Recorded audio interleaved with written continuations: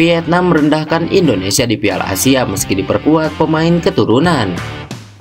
Coach Justin bongkar alasan Justin Hubner ogah pilih timnas Indonesia.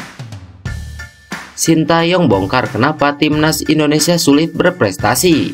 Simak video selengkapnya sebagai berikut.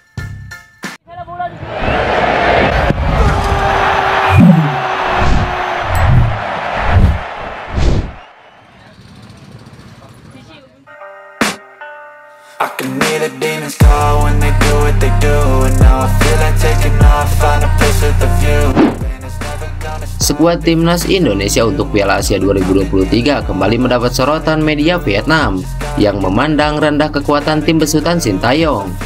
Piala Asia 2023 akan digelar pada Januari 2024 di Qatar setelah batal dihelat di Cina tahun ini karena pandemi COVID-19. Seluruh kontestan tentu tengah mempersiapkan diri sebaik mungkin, termasuk perwakilan Asia Tenggara dan salah satunya timnas Indonesia. Baru-baru ini, timnas Indonesia dikabarkan bakal melakoni pemusatan latihan atau TC di Turki sebagai persiapan menghadapi kejuaraan tersebut. Menurut Ketua Umum PSSI Erick Thohir, kompetisi Liga 1 akan dihentikan mulai 20 Desember karena agenda pemusatan latihan di Turki. Tepatnya 3 pekan sebelum Piala Asia 2023 digelar mulai 10 Januari hingga 10 Februari 2024 di Qatar. Klub-klub di Liga 1 sudah memberikan kesempatan kepada timnas Indonesia di Desember. Nantinya kompetisi akan diberhenti terlebih dahulu karena timnas Indonesia akan TC di Turki selama 3 minggu ke depan. Ini dilakukan sebagai persiapan timnas Indonesia untuk tampil di Piala Asia 2023 yang digelar di Qatar pada Januari 2024, ungkap Erick Thohir. Lebih lanjut, komposisi skuad Garuda untuk Piala Asia 2023 tentu menarik untuk diketahui setelah masuknya beberapa pemain keturunan baru.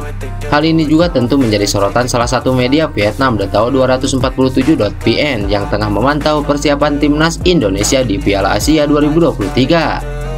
Tak peduli seberapa keras latihan timnas Indonesia dan siapa saja yang memperkuat tim, Datao247 tetap memandang rendah skuad Garuda. Menurut media ini, peluang anak asuh Sintayong lolos ke fase grup Piala Asia 2023 sangat kecil dan nyaris tidak ada.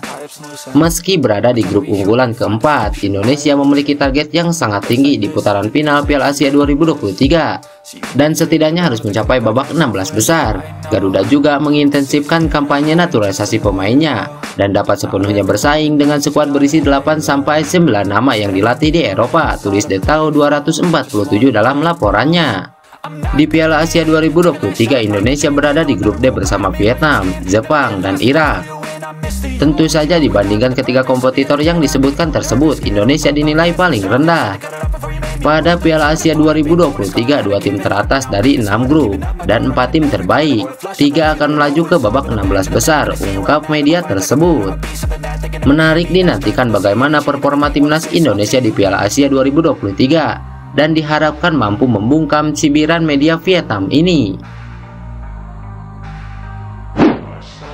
Lagi dan lagi, Coach Justin menyinggung soal polemik pemain naturalisasi untuk timnas Indonesia. Kini nama Justin Hubner dikaitkan. Menilik komentar publik yang meminta untuk cari pemain kelas atas Eropa, Coach Justin menjelaskan bahwa mereka belum tentu mau gabung dengan timnas Indonesia. Bukan tanpa sebab mengapa pemain berkelas yang memiliki darah tanah air tidak mau gabung bersama timnas Indonesia. Menurut Coach Justin, melihat kasus Justin Hubner yang gagal bela Indonesia, ia mengatakan mereka atau pemain yang memiliki tim besar tidak mau gabung ke timnas karena soal kualitas tim. Secara peringkat FIFA, Indonesia jauh di bawah negara asal pemain keturunan tersebut. Dan pada kasus Justin Hubner, menurut Coach Justin ada kaitannya dengan uang. Pasti banyak yang komplain mengapa enggak ambil naturalisasi yang bagus. Yang bagus tuh nggak mau bela Indonesia. Gue setuju kalau Raphael dan Jenner hebat. Mereka main di timnas Belanda U17, U18, U20. Sama kayak di Wolves, Hubner pernah main di Belanda U20. Minta duit kan, ungkap Coach Justin. Kemudian Coach Justin juga menyoroti faktor peringkat Indonesia yang hanya bertengker di 190-an kala itu. Pelatih timnas Indonesia Sintayong blak-blakan mengatakan timnas Indonesia bisa berprestasi asal ada program yang baik dan kualitas liga yang bagus. Jika berbicara soal prestasi timnas Indonesia dalam waktu dekat, Sintayong menilai masih terlalu dini bisa membuahkan hasil. Karena pekerjaan rumah PSSI masih banyak seperti kualitas liga hingga penyusunan program agar timnas Indonesia berprestasi, seusai saran Sintayong. Dengan adanya pembinaan muda, nantinya akan muncul pemain bertalenta serta liga yang kuat juga menentukan masa depan timnas. Apabila hal tersebut digulirkan oleh PSSI, menurut Sintayong, Indonesia bisa berbicara di Asia. Dibuat program yang baik, baru Indonesia berkembang, bersaing di Asia. Tambah satu lagi, jika mau jadi kuat, liga juga harus kuat, ujar Sintayong. Program pembinaan usia muda adalah salah satu yang berharga bagi masa depan timnas Indonesia. Sama seperti yang dibicarakan tadi, program pembinaan usia muda harus membuat pemain muda yang baik dan setiap klub harus punya penyerang lokal, ungkap Sintayong. Selain itu, untuk naturalisasi, Sintayong tak mempermasalahkannya. Ia juga senang dengan hadirnya pemain keturunan, namun bukan solusi seperti yang pelatih katakan. Ditambah akhir-akhir ini ada pemain dalam proses naturalisasi, jadi pasti lebih baik, tegas Sintayong. Pemain timnas Indonesia Marcelino Ferdinand dan putra legenda sepak bola Indonesia masuk skuad TC KMS Kadenze. Marcelino Ferdinand masuk dalam 29 pemain yang masuk skuad untuk training camp atau TC. KMS Kadenze menjalani pemusatan latihan di Delden, Belanda untuk menyambut Liga Belgia musim 2023-2024. Selain Marcelino Ferdinand, ada putra legenda sepak bola Indonesia yakni Ilhan Pandi juga turut masuk dalam skuad TC KMS Kadenze. Ilhan Pandi adalah putra dari Pandi Ahmad yang pernah membela klub Indonesia Niak Mitra di era Galatama. Ilhan Pandi diumumkan menjadi pemain baru KMS Kadenze pada Desember 2022.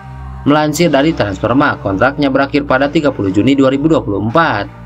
Sementara Marcelino Ferdinand bergabung dengan KMS Kadenze pada Januari 2023. Gelandang timnas Indonesia itu sudah mencatatkan 4 pertandingan bersama KMS Kadenze. Ia bermain 4 pertandingan di Relegion Playoff dengan total 116 menit bermain. Marcelino tercatat sudah mencetak 1 gol.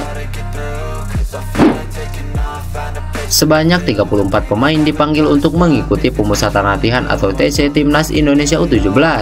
Agenda tersebut akan digelar di Jakarta mulai 9 Juli hingga 28 Agustus.